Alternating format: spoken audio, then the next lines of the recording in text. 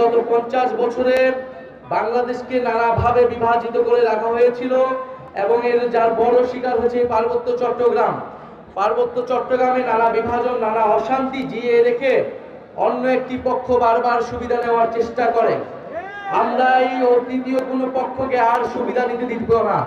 আমাদের মধ্যে যদি নিজের কোনো সমস্যা থাকে, সম্প্রদায়গুলোর মধ্যে আমাদের সমস্যা থাকলে আমরা নিজেরা এটার সুরাহা করব, আমরা নিজেরা বসে এটার সমাধান করব, কিন্তু অন্য কোনো পক্ষকে এটার সুযোগ আমরা নিতে দিব না। এটা আপনারা আমরা সকলে মিলে আমাদেরকে ঐক্যবদ্ধ হতে হবে।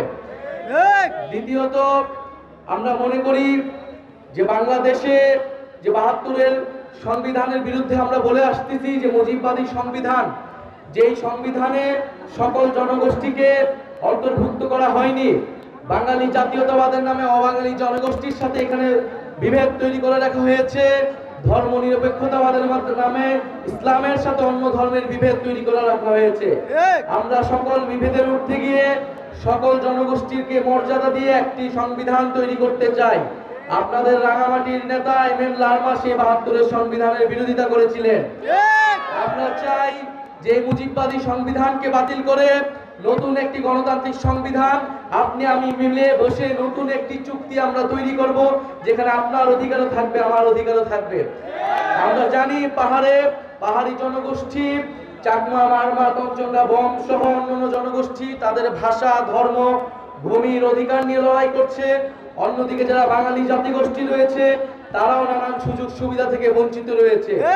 আমরা উভয় সকল জনগোষ্ঠী এখানে নির্যাতিত, অধিকারহীন। আমাদের লড়াইটা আমাদেরকে একসাথেই করতে হবে, কাউকে বাদ দিয়ে করা যাবে না। প্রিয় সংগ্রামী বন্ধুগণ, আমরা সেই ঐক্য, সেই সম্প্রীতি, সেই সহানুভূতির কথা বলতে এসেছি। সেই সহানুভূতির এবং ঐক্য এবং সম্প্রীতির রাজনীতি জাতীয় নাগরিক পার্টি করতে চায়। পাহাড়ে যে অশান্তি, যে বিভেদ বছরের পর বছর জিয়ে রাখা হয়েছে এবং আমরা সেই অশান্তি এবং বিভেদকে দূর করতে হবে এবং বাংলাদেশের সার্বভৌমত্ব, আঞ্চলিক অখণ্ডতা এবং জাতীয় নিরাপত্তার জন্য আমরা সবাই ঐক্যবদ্ধভাবে লড়াই করব। বাংলাদেশকে যে কোনো আধিপত্যবাদী শক্তির হাত থেকে রক্ষা করতে হলে বাংলাদেশের সকল সম্প্রদায়কে একত্রে ঐক্যবদ্ধভাবে এই লড়াইটা চালিয়ে যেতে হবে। আমরা রাঙামাটি দিয়ে আসছি, আমরা দেখেছি রাঙামাটির সৌন্দর্য, প্রাকৃতিক সৌন্দর্য। এই প্রাকৃতিক সৌন্দর্য বাংলাদেশের সম্পদ, বিশ্বের সম্পদ। আমরা দেখেছি রাঙামাটি সহ পার্বত্য চট্টগ্রামের যেই জনবৈচিত্র্য, বলে বৈচিত্র্য কখনো বিভাজন হতে পারে না, বিদ্বেষের রূপ নিতে পারে না। আমরা জাতি বিদ্বেষ, ধর্ম বিদ্বেষ সবকিছুর ঊর্ধ্বে গিয়ে একটি শান্তি, সৌহার্দ্যের চট্টগ্রাম পার্বত্য অঞ্চল আমরা গড়ে তুলতে চাই। আমরা একটি সৌহার্দ্যের বাংলাদেশ গড়ে তুলতে চাই। সেটার জন্য আমাদের ওয়াদা হতে হবে, সেটার জন্য আমাদের ঐক্যবদ্ধ হতে হবে।